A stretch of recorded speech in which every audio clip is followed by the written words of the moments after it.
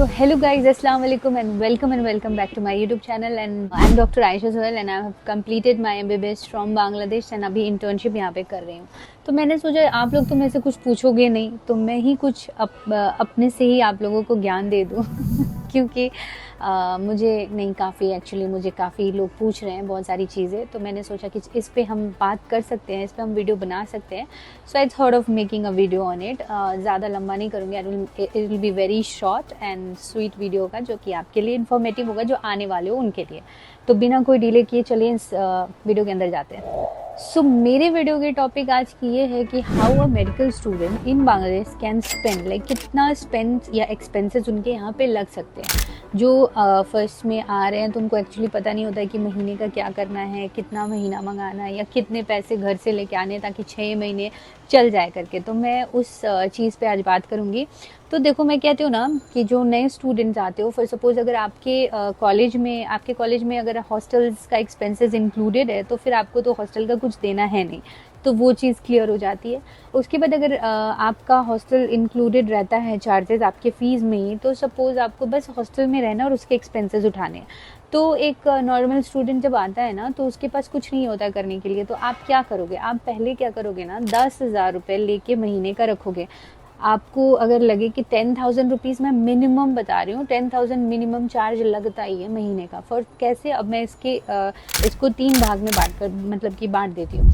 3,000 रुपये आपके मेस के चार्ज। अब मेस भी डिपेंड करता है, किसी कॉलेज में क्या होता है कि मतलब कि मेस जो है ना, मेस इंक्लूडेड रहता है, किसी कॉलेज में क्या होता है कि मेस नहीं इंक्लूडेड रहता है। जिसमें नहीं इंक्लूडेड है मैं उनकी बात करती हूँ। तो 3,000 लेके चलो कि आप महीने का खा रहे हो, जितना भी कुछ खा लिए 3,000 आपको मेस में लग ही जाते हैं मिनिमम, ठीक है ना, अप्रॉक्सीमेटली।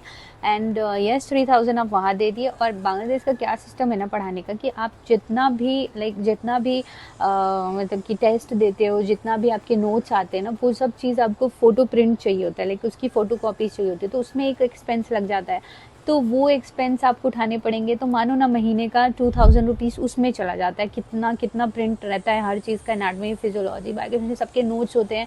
तो वो उसमें 2,000 रुपीज़ हम डाल देते हैं कि उसमें जाएगा करके। तो 3,000 प्लस 2,000 इज़ 5,000, ठीक है, चला गया।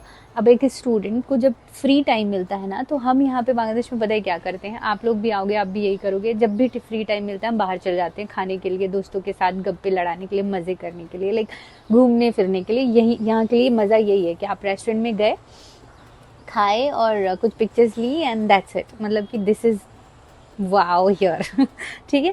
तो उसमें अगर आप मान के चलो कि एक महीने में आप 5 बार जाते हो, तो अगर आप 4, 5, 6, 7 या 4, 5 के फ्रेंड्स के ग्रुप में जाते हो, तो फिर वहाँ पे आपके एक्सपेंसेस वो डिवाइड हो जाते हैं। तो आप लेके चलो कि ऐसे 5 बार गए तो आपको 2,000 रुपीज़ वहाँ पे स्पेंड हो गई, अगर आप मिनिमम स्पेंड करते हो। तो it depends on your cost guys, आपकी कॉस्ट पे डिपेंड करता है कि आपको कितना खाना है, आपको कितना ऑर्डर करना है, आपको कितनी क्या करनी है। तो that totally depends on your cost.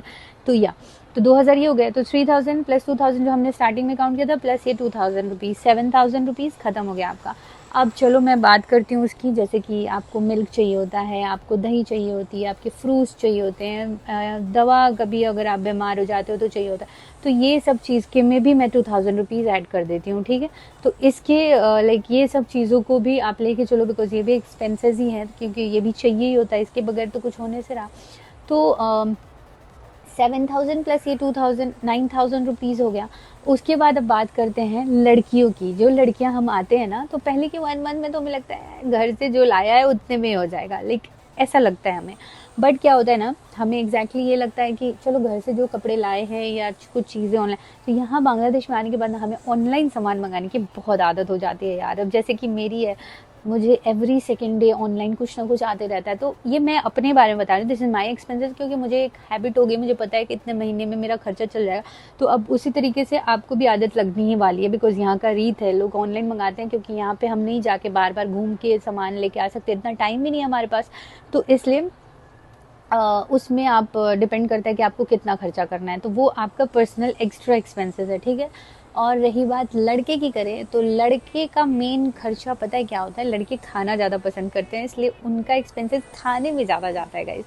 तो मैं वो बोलूँगी बच्चों को कि देखो, रही बात अगर कि हॉस्टल में अगर आपके पास गैस दिया है, देन तो नो वरीज, एकदम ओके है। बट अगर गैस नहीं दिया, जैसे कि हमारे यहाँ बॉयज़ हॉस्टल है, उसमें गैसेस अलाउड नहीं है, मतलब गैस दिए हुए हैं पर एक दिया है, तो उस पर पूरा हॉस्टल तो कुक नहीं कर सकता। तो बहुत सारे बच्चे अपना अपना इंडक्शन रखे हुए हैं, तो वो इंडक्शन का कॉस्ट होता है। तो मैं कहूँगी कि इंडक्शन ना आप वो मतलब कि बहुत कॉस्टली इंडक्शन नहीं खरीद के, आप वो छोटू सा आता है एक ठो जिसमें तार ऐसे ऐसे बना देते हैं, तो वो थोड़ा रिस्की भी होता है लेकिन थोड़े से लेस कॉस्टली पड़ जाता है। तो उसकी वजह से क्या होता है ना कि हम उसको यूज़ कर सकते हैं, तो आप वो यूज़ कर सकते हो। वो ज़्यादा इतना महंगा भी नहीं पड़ता है, 400 to 500 के रेंज में आराम से आ जाता है, और वो चलता भी अच्छे से 2 महीने, 1 महीने, 3 महीने जितना चलता है। तो 300 रुपीज़, 400 में अगर आपको एक इंडक्शन 3-4 महीने चलने, तो आपको क्या चाहिए। और अगर डिपेंड करता है कि आप कैसा कैसा क्वालिटी का ले रहे हो। So that is one of the problem. आप लड़कों को या लड़कियों को भी कहीं कहीं इंडक्शन चाहिए होता है। लाइक हमारे यहाँ तो फ्लैट वाइज गैस दिया हुआ है, तो इससे प्रॉब्लम नहीं होती है, सबको अपना अपना वो गैस पे ही कुक कर लेते हैं। पर किसी किसी हॉस्टल में इंडक्शन ज़रूरी होता है, तो वो एक एक्सपेंस अलग हो जाता है, ठीक है। उसके बाद रही खाने की चीज़ें, हो गए, इंडक्शन हो गया।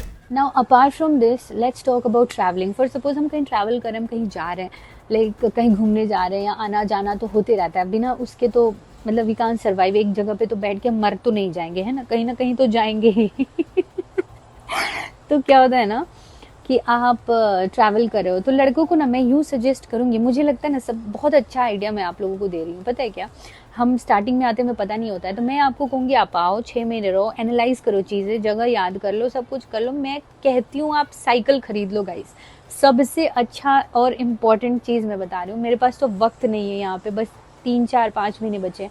अगर मेरे पास यहाँ पे और टाइम होता ना, तो मैं एक साइकिल खरीद लेती। मेरा बस चले तो मैं एक रिक्शा खरीद लूँ, कसम से कह रही हूँ, एक रिक्शा खरीद लूँ, और वो रिक्शा मतलब 5 साल चलाऊँ, और एक जना को रख दूँ, मतलब एक चलाने वाला रहेगा, वो चलाएगा, मुझे जहाँ भी जाना होगा वो मुझे उस रिक्शे से लेके जाएगा। और I know I sound very funny, but यार मैं सच में कह रही हूँ, रिक्शे में जितना पैसा हम इन्वेस्ट करते हैं ना, बिकॉज सबसे सस्ता उबर तो वी ट्रैवल, बट अगर कहीं नज़दीक में जाना है तो कितना उबर से जाएंगे ना, तो सबसे सस्ता वो रिक्शा ही होता है। तो मैं कहती हूँ रिक्शे वाले को इतना पैसा देने से अच्छा है कि रिक्शा खरीद होते हुए और आप ट्रैवल करो। बाद में जब 5-6 साल चला लिए तो उसका तो पूरा दाम ही निकल जाएगा, 20-25 हज़ार में रिक्शा देगा। इससे ज़्यादा क्या महंगा देता है, मुझे रिक्शा का चार्ज पता नहीं है, बट मैं ना सोच रही थी, इस चीज़ को एनालाइज कर रही थी कि काश मैं रिक्शा ले सकती थी ना, ये 6 साल में अगर मैं रिक्शा ले ली होती तो मुझे जितना पैसा मैं आने जाने में रिक्शे में लगा चुकी होता, तो मैं रिक्शा चलवा लूँ, तो मैं मतलब चला लूँ, रिक्शा खरीद लूँ, किसी से चलवा लूँ, और मेरा एक्सपेंसेस उतना निकल जाएगा। जाते के समय या तो बेच दो या फिर किसी गरीब को दे दो, क्या चाहिए आपको, है ना। और नहीं तो आप बेच देना जिसको बेचना है।